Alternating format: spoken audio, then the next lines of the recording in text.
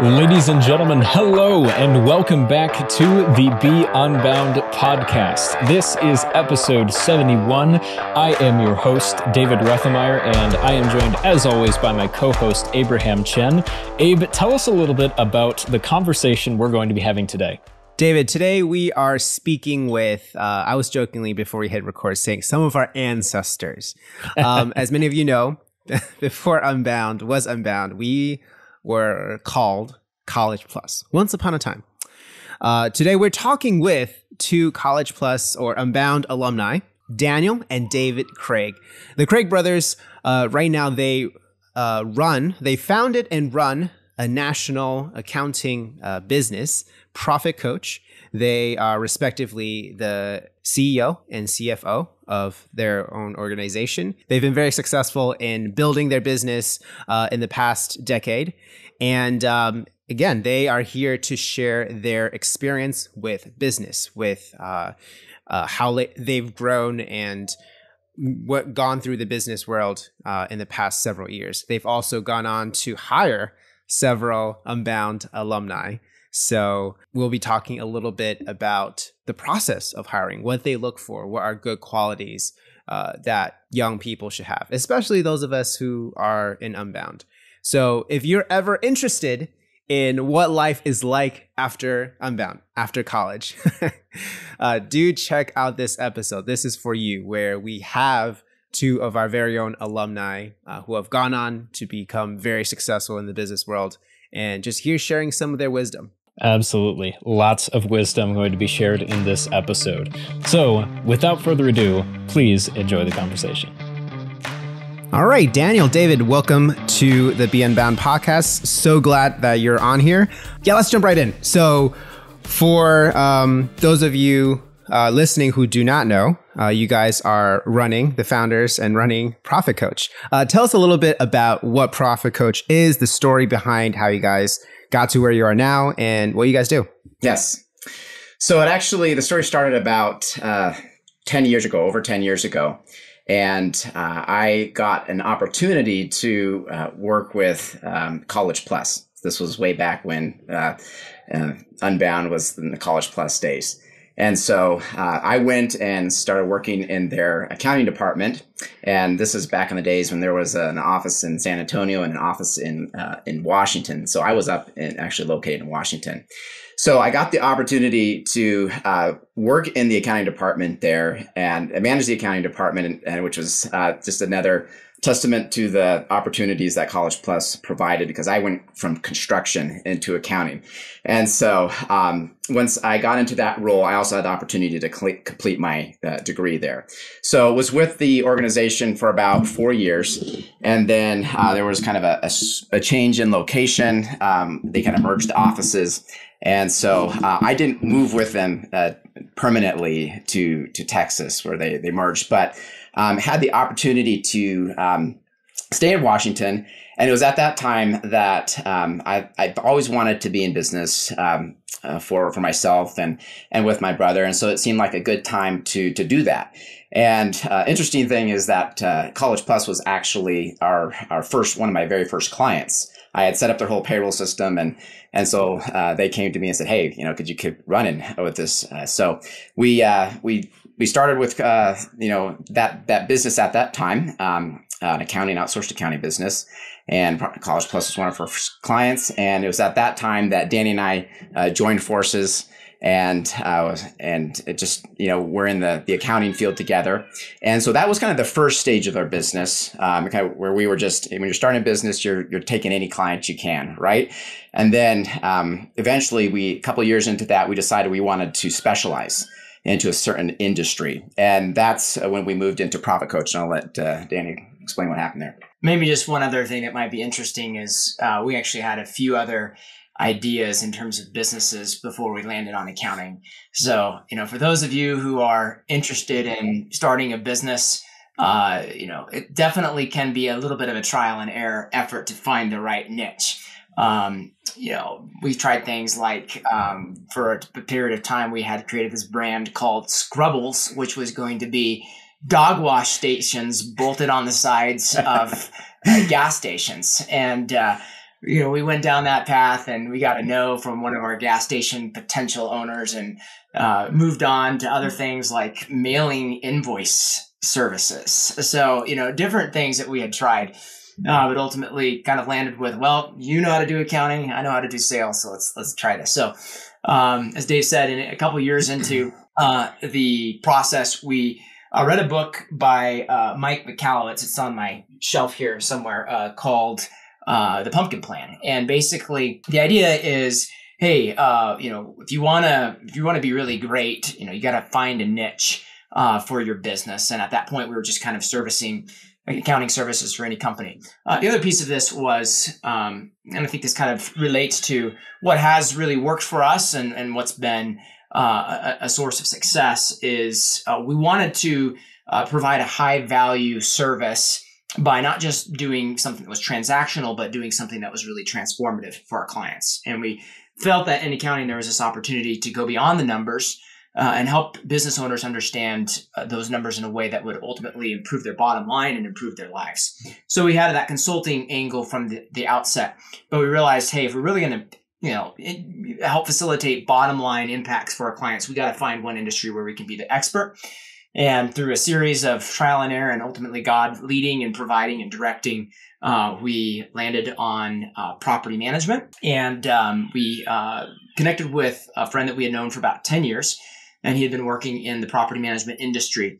And he said, hey, why don't you guys do some due diligence and do some exploratory calls in this industry? We did, and ultimately participated in a mastermind of property management clients for a weekend, and did some discovery that led us to believe that we had an opportunity to provide some real value in this industry. So we created a beta product offering, which was actually an advising only service. And we pitched that to 5 property managers, and all 5 of them said yes on the first call. So we thought, okay, 5 for 5 on a new idea, maybe we're on to something. That was in 2017. And then our partner had this harebrained idea of doing a benchmarking study for the industry, and basically on our own dime, collecting financials from 50 different companies and driving financial insights for the industry from that.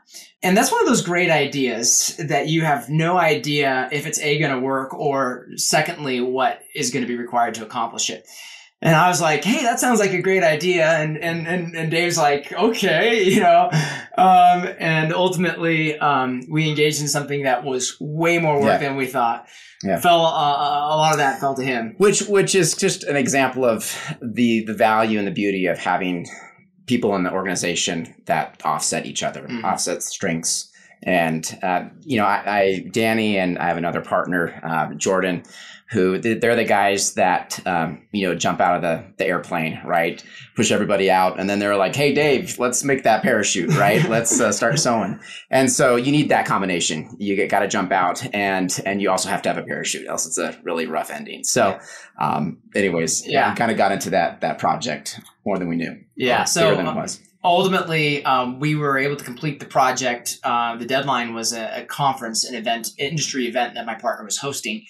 And we were supposed to unveil the results of our benchmarking study at that event.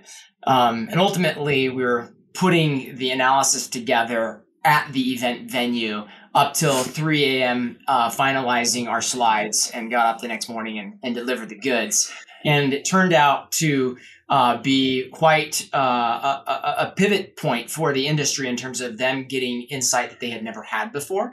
And ultimately, someone that heard it picked it up and said, hey, we really like this. We want to pitch you guys to develop national accounting standards for this industry and have you be hired by the National Trade Organization for this industry. That happened.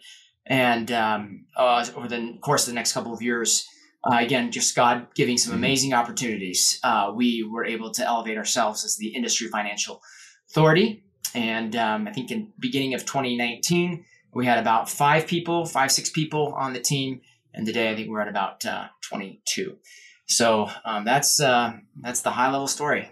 Yeah, that is so cool to hear. And yeah, it was the whole process. Like how many years did that roughly take you guys from kind of the inception to the conference? And So the first phase of our first accounting business before we specialized, that was about a 4-year stint. And then, since 2018, we've been, and kind of up to that conference happened in 2019, and things have just gained speed over the last 4 years. So that's been the rough timeline. We've been at it for about 7 years now. Wow. Yeah. I love hearing stories like that. It's just like from having car or dog washes at gas stations to now being a national accounting firm. That is such a cool story. But I'd love to hear a little bit more from you guys individually, specifically about your educational background. David, you talked a little bit about working for College Plus and going through that program back in the day. Tell us a little bit specifically about how going through what we now know as Unbound gave you a different perspective. So I was homeschooled. That was my baseline education there. And then I, around the time of, when I was 18, had the opportunity to start adopting some College Plus concepts. I wasn't officially enrolled at that time. I started taking that alternate route.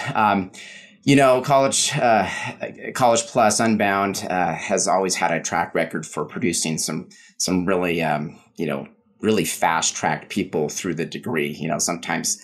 Like this guy made it through in like 2.5 weeks. I'm like, whoa. Well, I was another one of those brilliant minds, and I was able to cram it into 10 years. So, I was one of those poster child College Plus people. But actually, what happened there was I was able to is really the flexibility of the program. I was able to take the concepts and be gaining credit. Moving towards my degree. And then for a time, I actually, put that on hold, was able to get some life experience in some other important categories. And then later on, was able to pick it back up and take that all the way to completion. And so it was a lot of that for me was the flexibility. And then just one other point is just the opportunity it provided me to figure things out. It forced me to figure things out. And I apply that every day in business. It gave me at the same time, it gave me a track to run on. So it's that combination of, figuring stuff out and yet having that support system there alongside of it. So in a nutshell, that was some of my experience. Yeah, for me, I had done a number of credit by examination courses prior to enrolling with College Plus at that time. But in full disclosure, I was hired to be a sales rep for College Plus for 4 years. So I do have the Kool-Aid mustache on that front. But I think that the thing that I think is most significant for me was the flexibility to be able to do life and work and school at the same time. And even the ability to just craft something in a smaller bite-sized chunk, take things, 1 year at a time, without necessarily having to, commit to a 4-year trajectory. Life is kind of, flexible and fluid. And sometimes I just see a lot of students getting caught up and I have to commit to a degree for 4 or 5 or 6 years of my life. And in my case, I was able to kind of break things apart and do it flexibly and at the same time and combine real life experience with book learning. So I think those are some of the big things. I think also just the ability to stay close in relationship with my family. Didn't have to move across the country. I really value my family and church relationships, and I think those are really been impactful for me. So not having to move away from those and continue to be involved in those and receive discipleship, I think was another huge thing for me. And certainly, not being saddled with a bunch of debt.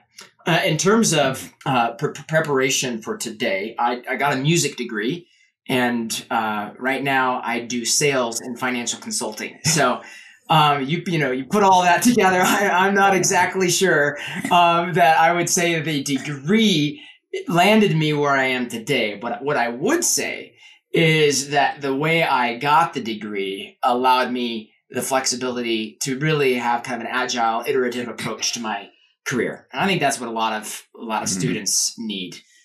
So if I didn't have the piece of paper, I probably wouldn't have had all the opportunities I'm grateful for and the flexibility to have gotten that. Yeah, absolutely. I love that. That's that concept is something that the program today looks different than it did back when you guys took it, and even back when Abe and I started it. But it's still something that we talk about where especially in our Navigate course, pick a direction, not necessarily a destination. You don't necessarily have to have 100% decided where you're going to be in 4 years. Just start somewhere and just go for it. So I love hearing that from you guys.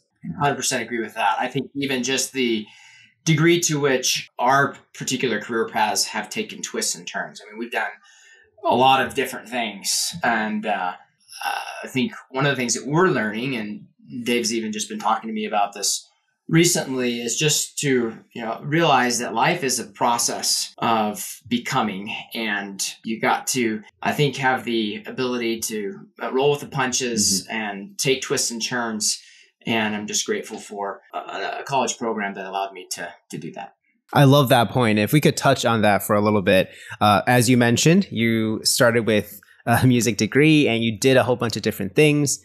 And College Plus, right, even then was all about flexibility. I do really appreciate how, again, it is about the skills and the different aspects of training, where it's not just about like what you learn, but how you learn and all that, and certain soft skills. So now, as business leaders, as someone who is running a national company, has there been any skills that you've learned throughout your time in college or over the years with your work that you use the most often or you find most valuable? So I would probably back up from skills to starting with mindset. And I'm just going to even touch on the point that we were just discussing and take that a little bit further. It's easy for us to define that outcome that we want. We want to be a pianist. We want to achieve this certain income. We want to do these things. And we often gauge our success in life by how we are doing in proximity to that particular outcome. And what happens is life goes up and life goes down. Sometimes we feel like we're closer. Sometimes we feel like we're further away. And so the question I've been asking myself and asking my team is this, today and this week, how do you define success? And I actually just had this discussion with them, and we kind of went out around the room. I said, how do you define a success today? When you get to the end of the week, how are you going to know if you were successful? And it was pretty much without exception, the answer was basically getting all my stuff done, like hitting the deadlines, getting stuff done. And certainly we want to get stuff done. But what happens when you don't get all the stuff done? Right? You feel like a failure. Mm-hmm. That there's a better answer to that. It's basically, what are the and this is where the mindset comes in. What are the behaviors that if I consistently apply every day, they will produce positive, predictable results? Okay. And so when I evaluate my success in those terms, I can have a successful day, even though I didn't achieve everything that I wanted to. So, example of that would be, let's say you want to be a concert pianist. I happen to play the piano, so this kind of resonates with me. You want to be a concert pianist. You want to play the concerto. You want to play it perfectly. And you get to your concert and you, let's say that doesn't happen, or you take longer to get to that, be able to play that concerto than you want. And so you're feeling discouraged.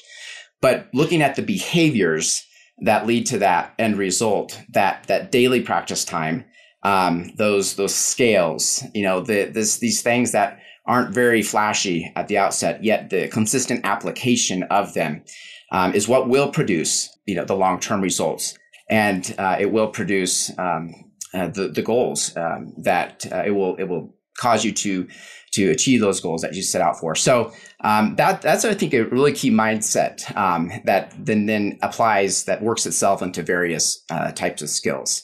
That has been something that I endeavor to apply to every day that I show up to work.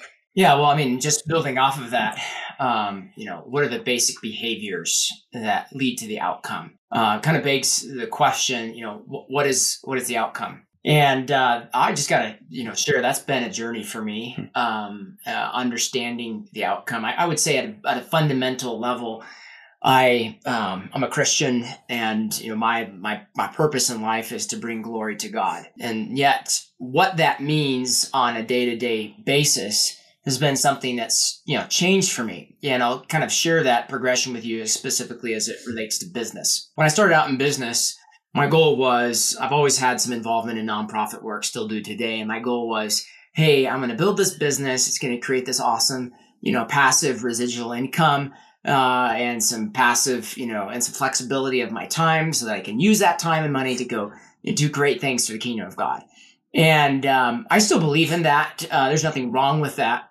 But I got into it. And so that was my kind of meaning 1.0. And I got into it. Flexibility didn't happen. In fact, I found myself, working more than I did in my previous job. The money didn't quite happen the way I did. And so I'm like, okay, what's going on here? And I realized that there was something deeper that God was doing than me just getting a cool check with extra time. And that was, I was changing. I was growing. And so I realized, hey, despite the financial or time outcomes, I'm changing and growing, and that's good. So that was kind of meaning 2.0.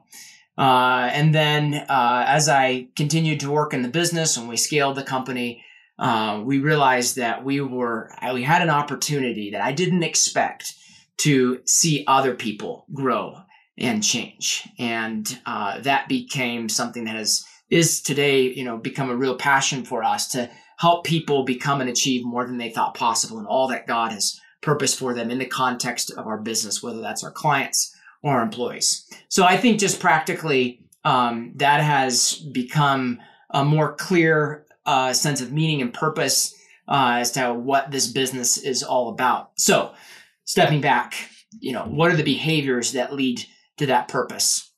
Well, I think some of the key things are, number one, just caring for people. You gotta love people. If you don't like people, then you probably shouldn't be in business, because business is ultimately to serve people. And so I think I've changed in that. I've grown in that. I'll just be honest. Being partners with my brother has been fantastic, but has had resulted in plenty of sharpening conversations. And I think we've learned to be better brothers and better partners, and ultimately better team members. So loving people, caring for people, and then learning to cultivate people. How do you help people grow? How do you help them get a sense of their purpose? How do you coach them to self-discover their goals and solutions towards pursuing those goals? How do you hold them accountable? So those are things I'm growing in. I certainly haven't achieved, but I think that's a baseline skill. Let me just mention on that particular point. We have a routine in our business. It's a one-on-one routine. This is where the manager has a 45 to an hour long meeting with each report every 2 weeks, and there's a spectrum of topics that are being covered. It goes from KPIs and action steps to, hey, what was your professional and personal low, and having these conversations on a frequent basis has really provided a value that you just almost don't expect at the outset. You have conversations like I had the other day with a guy who actually is offshore.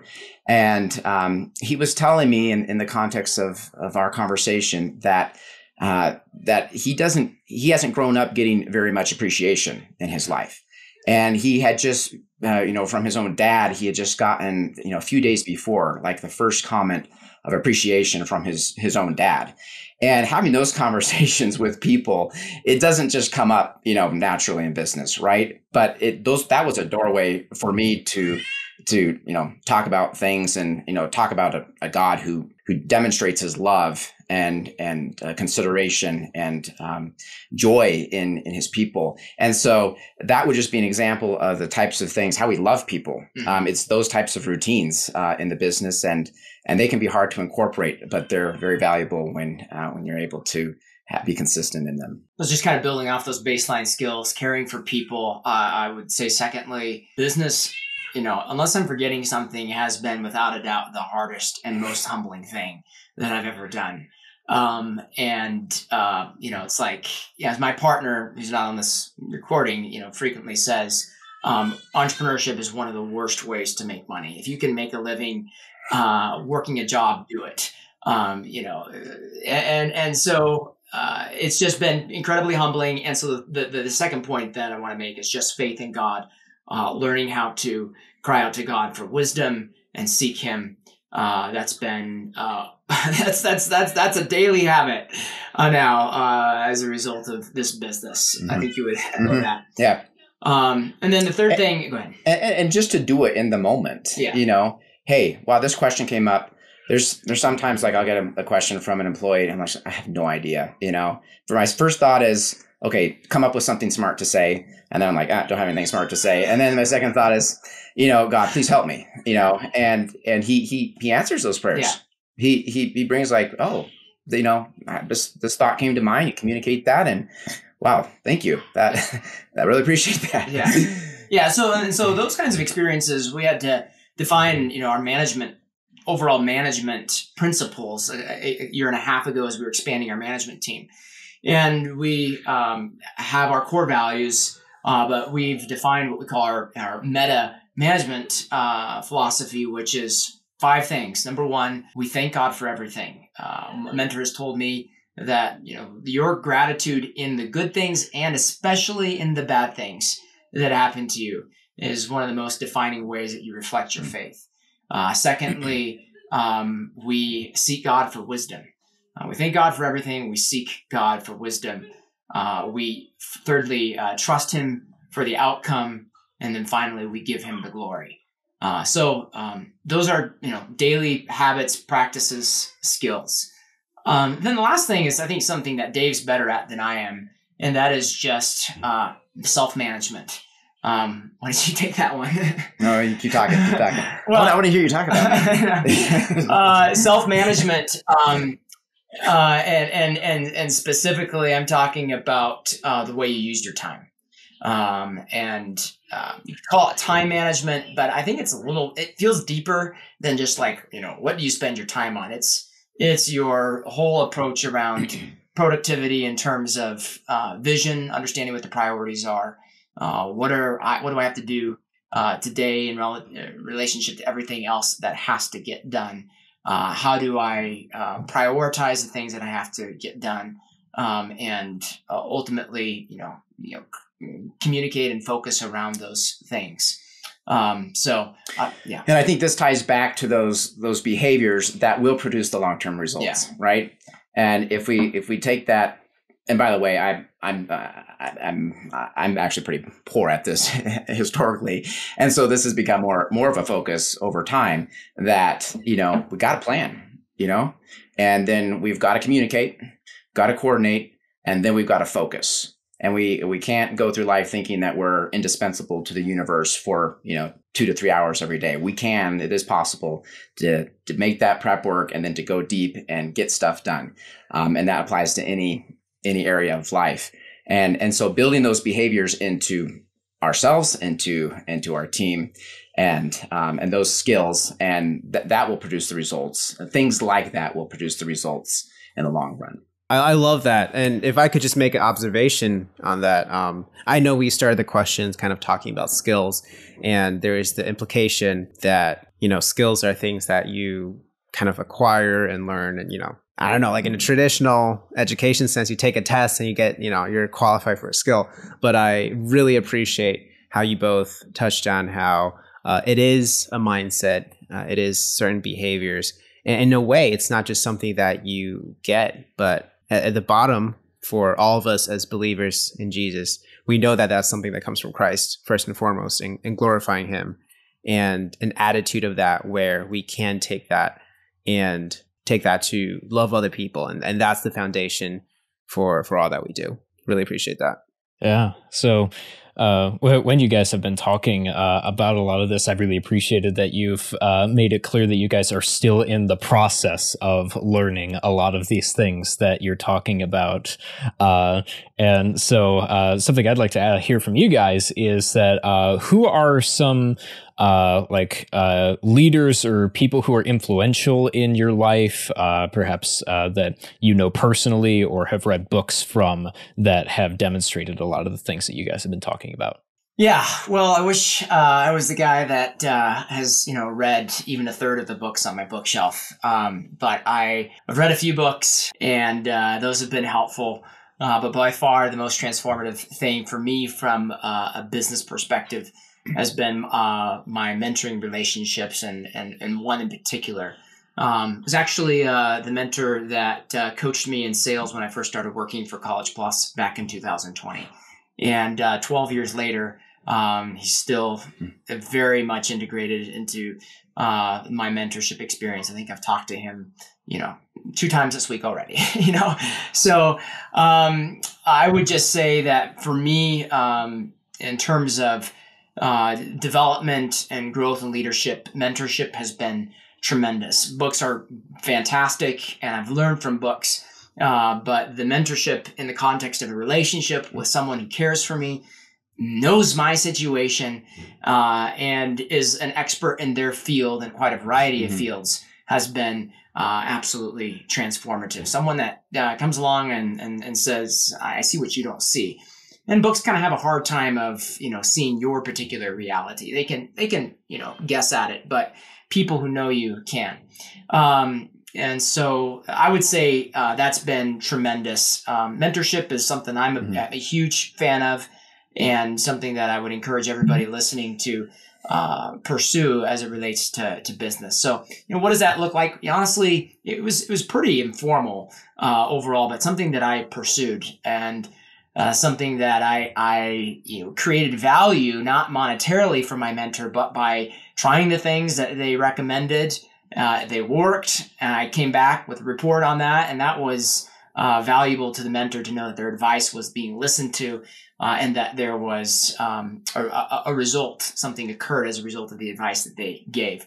So I would say my mentor, Steve Riddell, has been probably the most influential impact for me in business. Had the same experience. I also look to my grandpa as a role model, as someone I respect very much.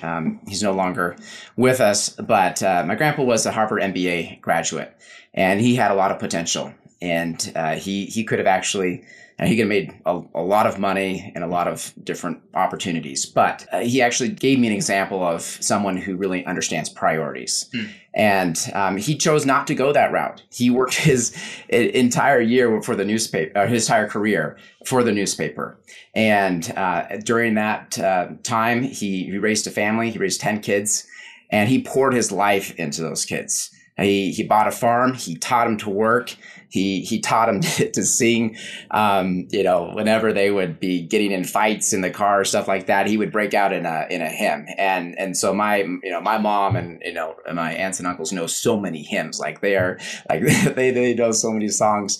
Or the emphasis on the Word of God. He built a shelf underneath the kitchen table, and they would pull their Bibles out, every day and read that together. And so someone who understood priorities, where value is really found, and all of his children carried that on to their children, 100%. It was a wonderful legacy. And the grandchildren received a wonderful input and example from Grandpa. So, and then when it came to finances and the business, he was always, he did well there too. He wasn't anybody that had to have the newest thing. It was always, he always drove used cars and things like that. But he ended his life in a very, you'd consider him a wealthy person. And so I look to my grandpa. Judging by his bank account, not his wardrobe. Exactly. But somebody who went through life and had the kind of the ultimate payout in terms of relationship in his family, in his community, in his church, in missions. And I deeply admire him for that, and would like to be like my grandpa. As we wrap up this episode, I love how you, David, brought up a bit of the generational aspect of seeing great examples. And hey, dare I say, just for, I know whether it's parents listening or students or alumni, we're looking at just the generations of Unbound where you guys started with College Plus back in the day, and it's been a huge inspiration for us, like my generation. I already heard of the Craig brothers and all that. And now like seeing all of our Ascend students right now. Let's talk about how you guys have been able to work with many other Unbounders. You've hired many of our friends to work with you guys in ProfitCoach. What are some of the the mindsets, the skills, or even some of the values that you see in Unbound students that attracts you and is helpful with hiring them and saying, yeah, that's what we want? And to close, could you also speak to newer Unbounders, those of us who are still in school, still looking to maybe go into business and all that? What are these skills that they should be, or mindsets that they should be working on? And what would you say to them as they continue through school? I'll answer both of those questions together here. What we've found in Unbounders that have come to us is actually ties back to one of our core values, which is own the outcome.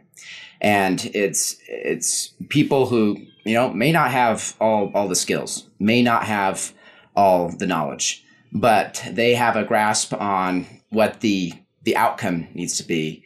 And they put their heart and soul and best effort into engaging that and to delivering on that. An example of that would be someone that came to us with, pretty minimal experience.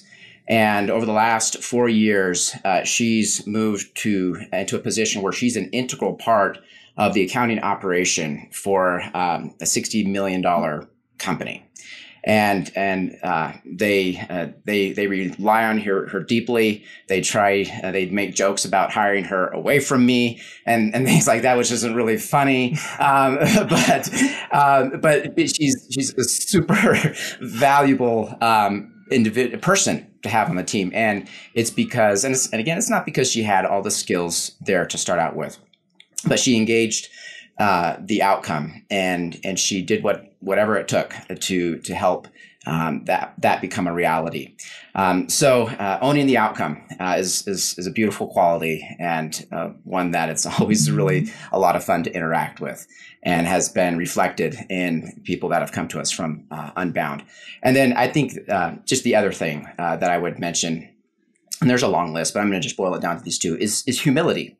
And that awareness that, we're all in the process. I don't have it all, but I'm going to rely on God. I'm going to rely on the people. I'm going to trust God and the people around me to help move me forward.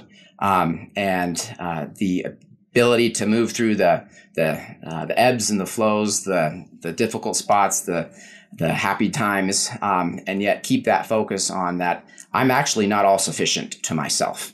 And I need the people around me. I need God to keep me moving forward and on to the next thing. And so it would be kind of owning the outcome and that quality of humility. And of course, God says he gives grace to the humble and he honors the humble. And that's what we want in our own lives. And that's what we value in the people that work for us. Well said. I think I would add maybe a couple other core values that I think are important to us at ProfitCoach and characterize the students that we have hired out of Unbound and the people that are successful at ProfitCoach. Another one is be courageous. We really value employees and team members who are willing to go beyond where they are today, go through seasons of insecurity and fear because they're pressing into the unknown. And we've seen that, I think, with every a team member that we've hired from Unbound. They have taken major steps beyond where they were as a result of courage and faith. So be courageous. Another one, this is just really practical. And by the way, we probably screened, I want to say, somewhere in the neighborhood of 10 to 20,000 applicants at ProfitCoach over the last 3 years. So we have a massive amount of throughput. And what we have found is that at ProfitCoach, we don't hire accountants. We hire communicators. Communication is transformative to their ability to create value and deliver the ProfitCoach experience. If you can communicate verbally and in writing, if you can understand what's being communicated to you, and really get to the bottom of the client's problem by asking the right questions, that's more than half the battle. Getting the debits and credits in the books is the icing on the cake. Communication is fundamental, and that's kind of something that's really hard to teach. We really need team members who are pre-programmed with that. I think the last thing I would say, and this would be my kind of closing encouragement to you who are still in college. One of our core values is leverage your talents. And that's pulled from the parable of the talents. Everybody has gifts. Everybody has gifts given to them by God. The question is, are you or am I being faithful with those gifts? And we value team members who are committed to faithfulness, committed to leveraging the gifts God has given them, ultimately for His glory. We can't predict what the future is going to hold. We can aspire to certain things, but I really believe the principle that says if you're faithful in little, God will call you and give you opportunities to be faithful in much. So don't underestimate the significance of the things God has given you to do right now. That exam really matters. Excellence in that exam tomorrow matters. The way you prioritize your time and learn to schedule your time in school matters. Being faithful in every aspect of your life. We don't do it perfectly, but understanding that what God wants from you now, wants from me now, is faithfulness. He provides the opportunities for the future. He gives us the strength and the faith to engage those opportunities. But our duty is to be faithful. I'll sit down. Wow. I don't think we could end on a better note than that. So just want to make sure to thank you, both of you, so much for coming on and sharing with us not only your story, but also the wisdom of what you guys have learned over the years, as well as some great insights that I know that even as I have finished school, I'm definitely going to take away from this, and I'm sure that our listeners will as well. So thank you guys very much for all of that. Oh, thank you. Glad to be here with you. Thanks, David, Abraham, Jonathan. Enjoyed it. And with that, guys, thank you so much for listening to the episode. I want to give a special shout out to ProfitCoach. Thank you so much to David and Daniel for being on. If you want to check out their website, learn more about their organization, what they do, their consulting, their website is pmprofitcoach.com. So PM, the words ProfitCoach.com. They made a point to say, hey, go check out the careers page. They are always looking for new people. If you are a student and you're looking to get into the business world, go check out their careers. Again, as they mentioned in the episode, you might not be an accountant or you might not have all the skills yet, but if you're interested, go check it out. David, any takeaways from this episode for you? Yeah, man. I think honestly, just what you said right there is that, especially as younger students who just are graduating and having taken all of those courses, it can be really overwhelming and to look at a lot of the job requirements that are out there and think that you have to be able to prove that you have all of these hard skills. But in reality, what will contribute a lot to your success is having the soft skills of being able to communicate well, to being able to pick a direction, and to be able to step out in courage. And actually, that is a fantastic segue into something that we mentioned during the episode, Unbound's Navigate course. Navigate is a decision-making course for young adults that I think pretty much emphasizes exactly the concepts that the Craig brothers were talking about in this episode. It talks about how to pick a direction, not a destination, to step out in courage, to use your talents to their full effect, and how to do that in a stress-free and God-honoring way. So if you would like to learn more about the Navigate course, definitely check it out on our website, beunbound.us/navigate. David, one thing that I believe Dave was talking about was being a pianist. And that's something I relate to. I was trained classically in piano for many years. And it is that mindset. I'm sure you relate, being a music person yourself. That mindset of training and practice and just really having the basics, not just the skills, but really a mindset to keep growing and keep learning. And so I want to say that if you are interested in that, in your learning, do check out the Ascend program. So the Craig brothers went through College Plus. The successor, the great spiritual successor to that is the Ascend program right here at Unbound. We offer this college program to help young people not only get their degree, which you will do, but also find ways to build that foundation, to build that methodology and mindset of constantly growing and using your skills to glorify the Lord. So again, everything that the Craig brothers just shared, if you're interested, if you want to learn more about the Ascend program, what we do, go check out the website again at beunbound.us/ascend. Registration is open right now. So if you want more information, again, go check it out. The information will be there. And if you want a consultation, you can also sign up on the website as well. So once again, thank you all so much for joining us on this episode of the Be Unbound podcast. This was an episode of Unbound Conversations where we bring on special guests who give us a different perspective on Unbound. But we also have 2 other podcast series that you should definitely check out if you have the time. We also have our Unbound Pursuits series where we get more groups of alumni, somewhat similar to this conversation series, except specifying certain career fields. Most recently, we had a group of musicians come on, speaking of piano.